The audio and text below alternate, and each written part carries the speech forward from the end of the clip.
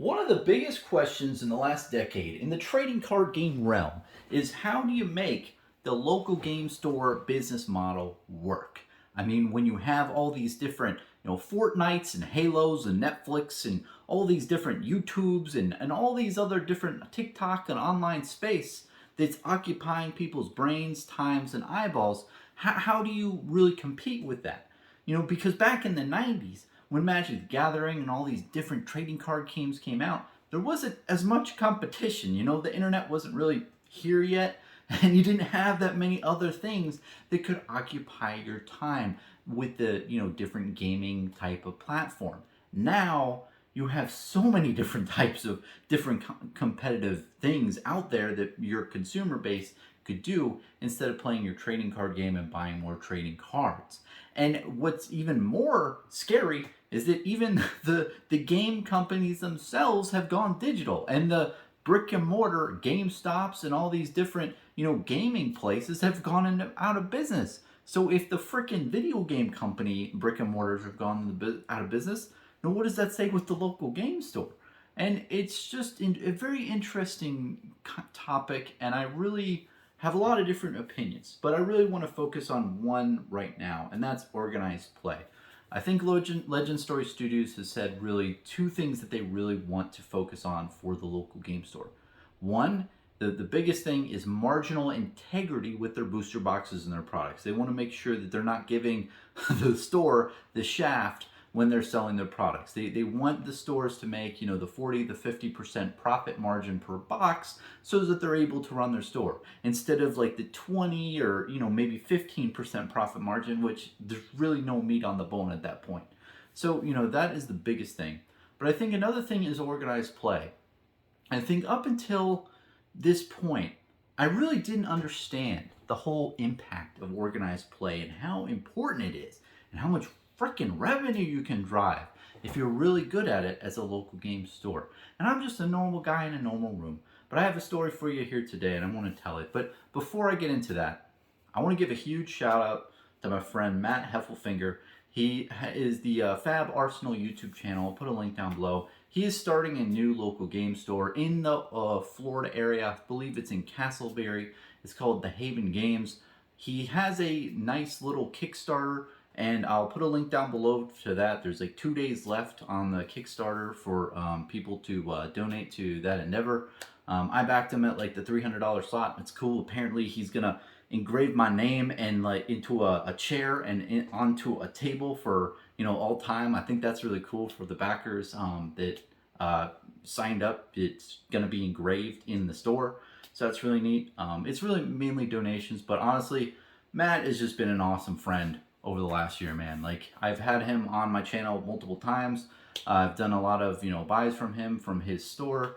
I've just a really freaking cool guy, and I love going to a bunch of different scenes in Orlando where I would go to events like skirmish events, and Matt was hosting them, and he did an excellent job, and he's just always just fun to be around. Really nice guy, and I'm really hoping for the best for him for this new endeavor.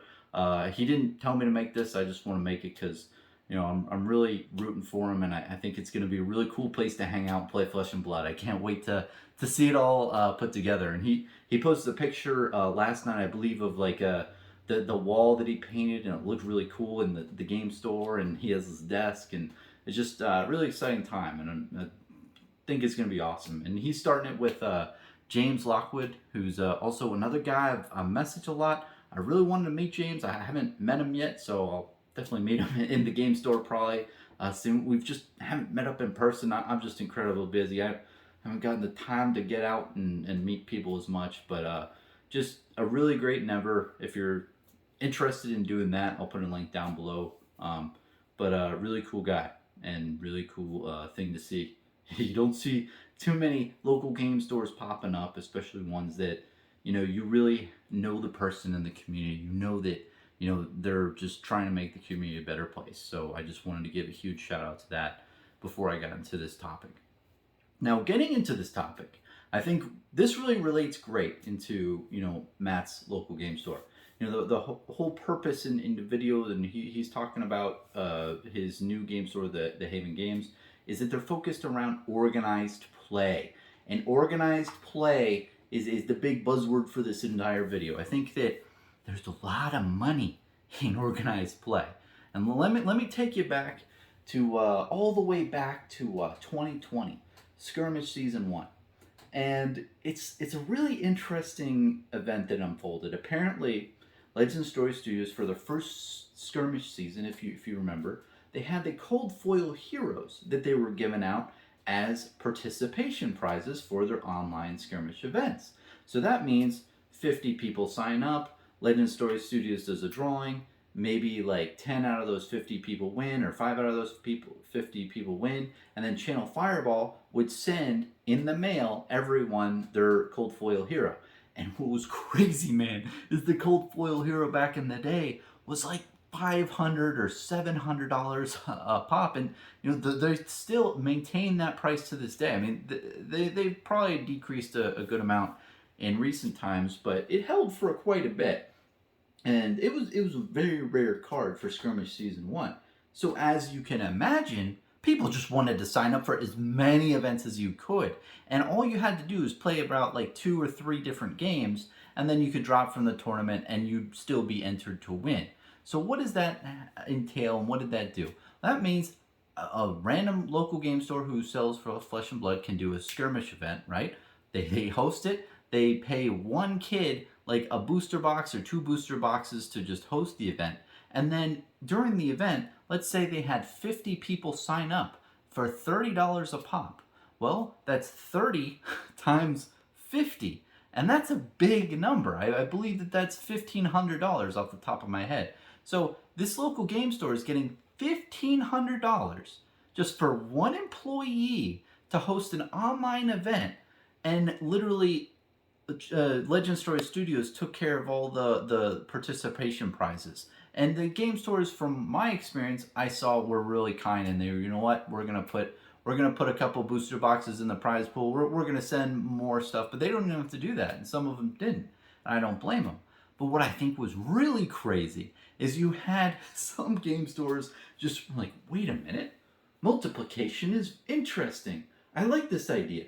Well, if there's not really a cap for how many players, why don't we make our cap 120 players and charge everyone $30 a pop?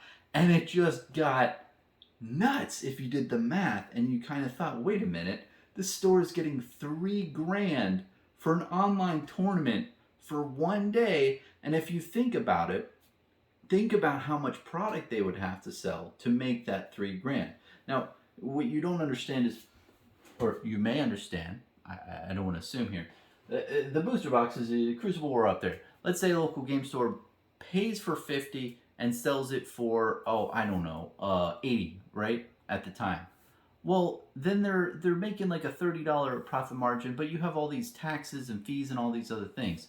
And it might stay on the shelf for a while. This was one big event where the cost was essentially zero. You might have like, let's assume that it's like $200 to $300 worth of cost basis of this event. Let's be really egregious and say it's $300.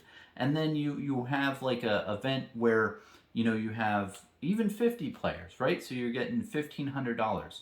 So $1,500 minus $300 is still $1,200 for one day of an online event for one game, for Flesh and Blood, not even MTG or Yu-Gi-Oh or anything else. And that's like a month's worth of rent, or it helps you get towards a month's worth of rent, if you get my drift.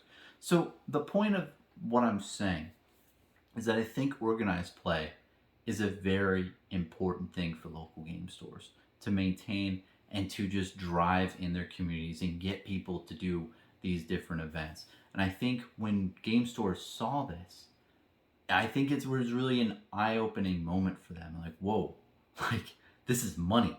Like, I can pay rent with this money. I can, if I can do one of these every month, it's gonna be a golden goose here.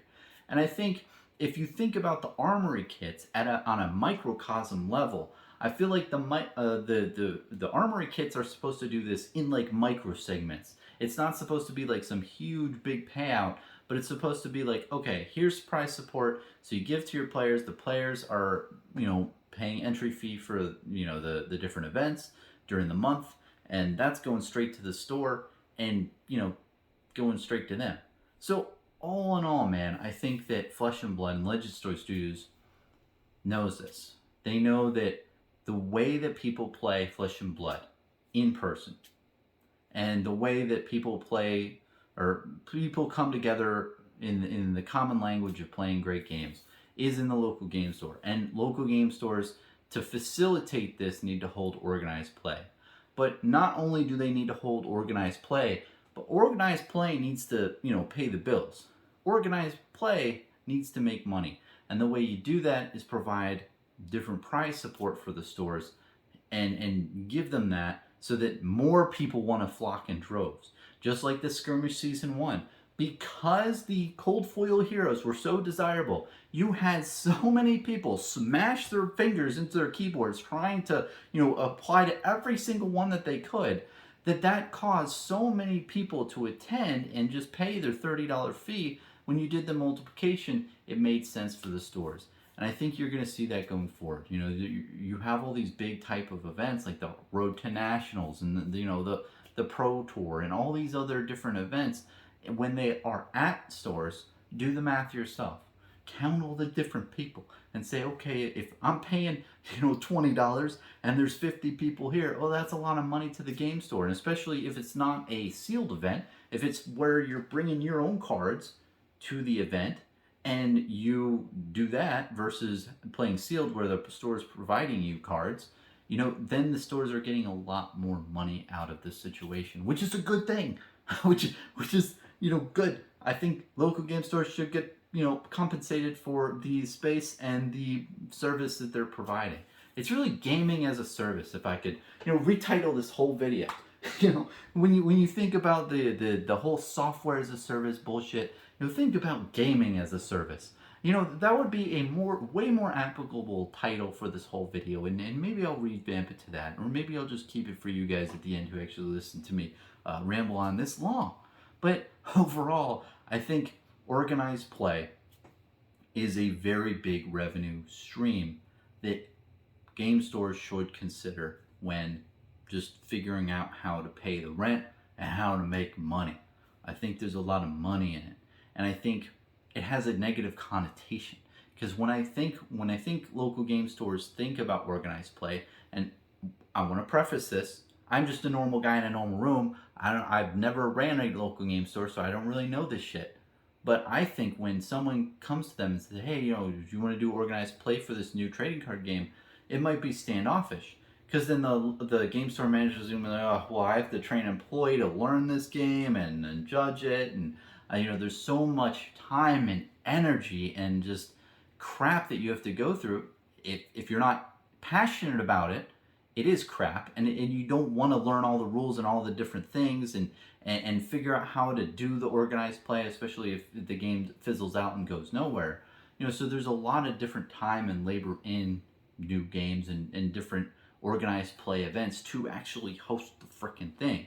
But I think when you have different things that are just really good, like Flesh and Blood, where they have a really good competitive scene, when the Legend Story Studios behind the curtain is like watering that shit and making it prosper to where people want to do more of it, where people are coming into the stores and saying, hey, 30 people here, we all want to play Flesh and Blood, we want to pay $30. I think that is a great thing out there, and I think it's important for local game stores, maybe even without the support of the different games out there that they have. Like, let's say they have another new trading card games in their community. Well, maybe they want to host different events themselves and create like a new platform and say, hey, employee A, you learn this game, employee B, you learn this game, employee C, you learn this game, and you're gonna host a organized play event on X date. And it doesn't have to be fancy or anything. It can even be like $15 sign up fee or something really small, but in a way you can make an environment where you get people coming in to learn the games and play the games and foster that organized play experience in your store. And I think that overall, what I'm saying is that the future of the businesses of the local game stores is gaming as a service. Thank you. Oh, and Matt Heffelfinger's awesome, man. Like, really, if you listen this far, I'll put links down below for the game, the Haven Games. Really cool, exciting thing. I can't wait to see Matt in the store doing his shit, and I'm really just looking forward to that. So if you're thinking about that again, I'll put a link down below.